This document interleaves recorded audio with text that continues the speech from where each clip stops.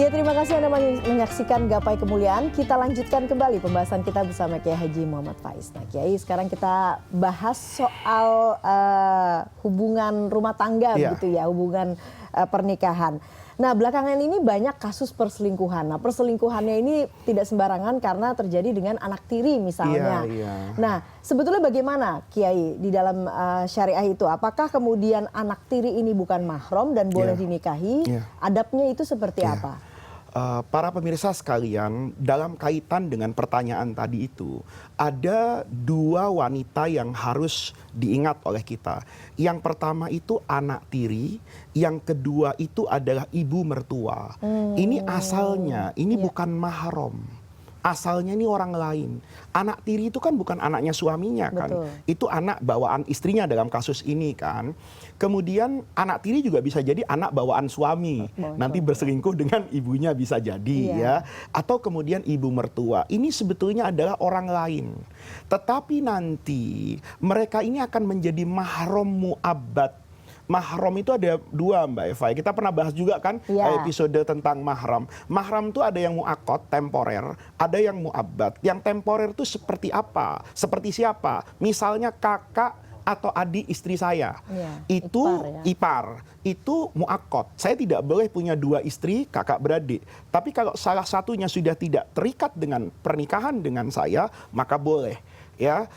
Itu namanya mu'akkad. Ada yang mu'abbad. Mu'abbad itu ya kayak ibu saya ya selamanya, kakak adik perempuan saya selamanya. Nah, ada orang-orang yang asalnya bukan mahram, tetapi dia menjadi mahram mu'abbad kalau saya atau laki-laki tadi itu sudah melakukan akad nikah yang sah, kemudian mohon maaf terjadi hubungan suami istri, persetubuhan yang sempurna, maka anak tiri tadi itu tidak lagi boleh menikah dengan bapak tirinya. Ini dalam kasus ini kan ada laki-laki menikah dengan seorang wanita, perempuan ini sudah punya anak.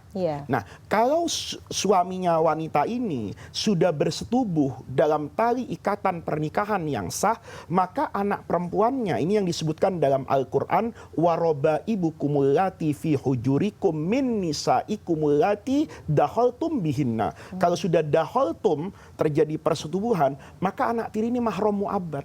Tidak boleh saya nikahkan, bahkan setelah misalnya ibunya dicerai. Ini nggak boleh, beda kan? Kalau kakak ya, ipar, kalau kakaknya sudah dicerai atau meninggal, maka boleh nikah dengan adiknya. Kalau ini enggak, hatta istrinya meninggal, maka anak tadi itu selamanya tidak boleh saya nikahi karena saya sudah pernah bersetubuh suami tadi itu dengan anak tirinya. Dibalik juga sama nih. Kalau laki-lakinya bawa anak tiri, kemudian ibu tirinya nih mau menikahi dengan anak suaminya. Kalau suaminya sudah bersetubuh dengan perempuan ini, maka perempuan ini tidak boleh menikah dengan siapa? Anaknya si bapak tadi. Itu yang dikatakan di dalam Al-Quran wa azwaju abaikum, saya lupa ya redaksinya, dan itu adalah istri-istri dari ayah kalian, itu juga tidak boleh dinikahi.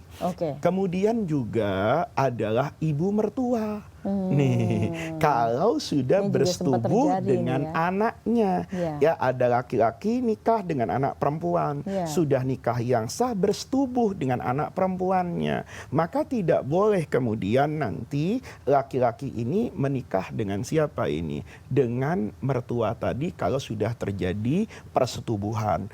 Ini yang disepakati oleh mayoritas ulama. Termasuk juga ibu tiri berarti ya? Iya, ibu tiri nggak boleh menikah dengan anak tiri bawaan suami tadi kalau sudah terjadi persetubuhan. Jadi kuncinya adalah akad nikah dan persetubuhan yang sempurna. Tapi kalau kemudian hanya akad itu belum bersetubuh boleh. Itu yang disebutkan di dalam fikih. Jadi kuncinya belum pernah terjadi persetubuhan. Baiklah. Kiai, kita masih lanjutkan ini soal pernikahan. Ada pertanyaan, benarkah kemudian seorang suami ini tidak boleh menalak istrinya saat datang bulan ya? Kita tahu itu ya Kiai ya. Nah, apa hubungannya sebetulnya dengan sah atau tidaknya cerai? Ini menarik ya, karena mayoritas ulama termasuk di dalamnya mazhab yang 4, talak itu sekali dijatuhkan itu pasti jatuh. Tidak ada yang menyatakan bahwa ketika seorang suami mengatakan tolak ketuki, maka talak ini dikatakan tidak jatuh, nggak bisa. Ya, kecuali kalau dia dalam keadaan dipaksa, misalnya, atau mabuk, kehilangan fungsi luhurnya. Tapi di luar itu terjadi. Nah, tetapi dalam fikih itu memang ada istilah namanya tolak sunni dengan tolak bid'i, dari kata-kata bid'ah. Tapi bid'i ini di sini diartikan bid'ah karena itu barang baru, tidak diajarkan oleh Al-Quran dan hadis. Apa yang disebut dengan tolak bid'i? Tolak bid'i ini hukumnya haram. Kalau dilakukan oleh suami, dia berdosa.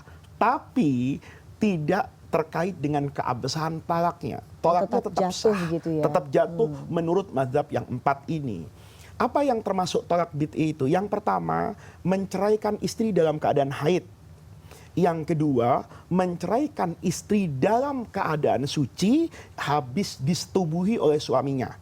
Ini sebetulnya kondisi di mana Rasulullah itu melarang perempuan-perempuan ini untuk dicerai dalam keadaan seperti itu.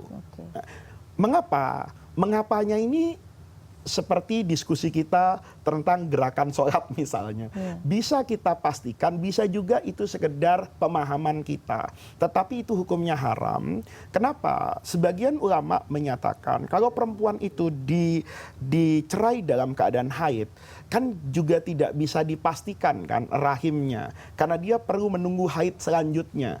Baru kemudian iddahnya berjalan. Sama dengan yang keadaan suci, kalau dicerai, maka iddahnya nanti itu kan menjadi semu. Hamil atau tidak hamil. Karena iddahnya perempuan hamil dengan iddahnya perempuan yang dicerai dalam keadaan tidak hamil, itu kan berbeda masa tunggunya. Nah, seakan-akan kalau dalam keadaan suci kemudian disetubuhi dulu baru dicerai, dia ingin menyiksa istrinya kan. Karena nanti masa iddahnya harus nunggu sampai bayinya lahir.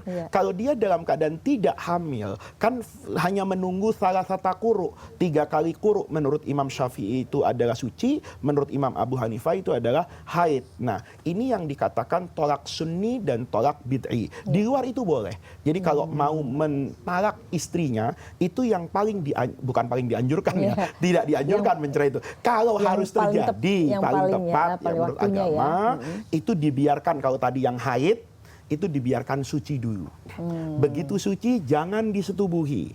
Kemudian langsung diceraikan di situ, dia maka sudah dikatakan talaknya menghadapi masa iddahnya. Apakah itu dia nanti menghitung haid kayak Imam Abu Hanifah atau Imam Syafi'i yang menghitung itu suci, sebagaimana itu sahabat Zaid bin Sabit dan Abdullah bin Mas'ud misalnya. Oke, baiklah.